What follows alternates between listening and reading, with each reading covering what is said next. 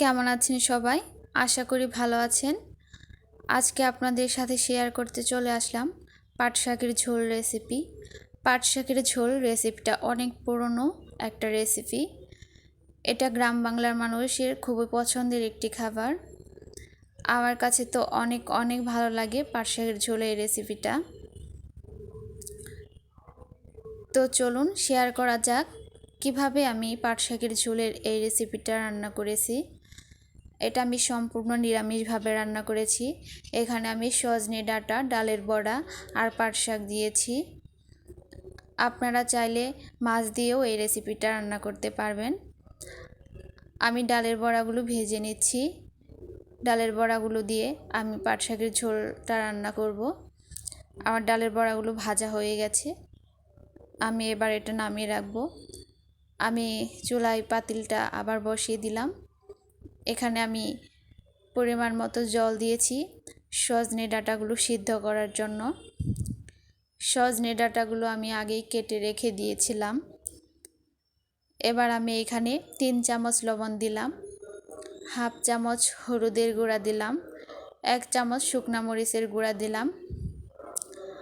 আমি শুকনা মরিচের গুঁড়াটা 1 চামচই দিলাম, কারণ আমি কাঁচা মরিচ দিব। আপনারা ঝাল আপনাদের স্বাদ মতো দিয়ে দিবেন। আমি পাট শাক কেটে নিয়েছি। এবার আমি এই ঝোলের মধ্যে ডালের বড়াগুলো দিয়ে দিলাম। ঝোলটা নামিয়ে রেখেছি। এবার আমি শাক ভেজে নেব। এখানে তেল আর কালো জিরা দিয়েছি। কালো জিরা দিলে সুন্দর একটা ফ্লেভার আসে। এবার আমি শাকগুলো ভেজে নেব।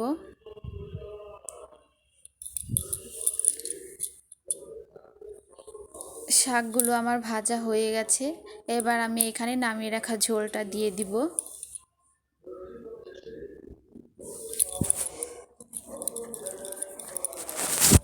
ঝোল দেওয়ার পর বেশিক্ষণ জাল দেওয়া যাবে না, তাহলে পাট শাকটা তেতো হয়ে যাবে, খেতে ভালো লাগবে না।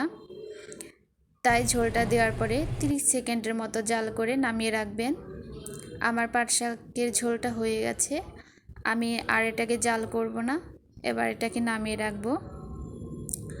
আমার পাট শাকের ঝোল রেসিপিটা আপনাদের কাছে কেমন লাগলো অবশ্যই কমেন্ট করে জানাবেন।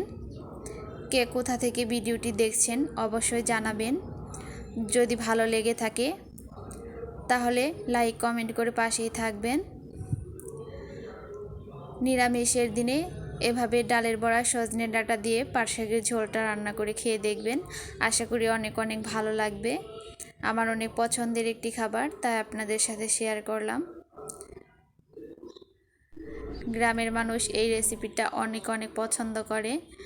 খুবই সাধারণ একটা রেসিপি, অল্প সময়ে রান্না করা যায়।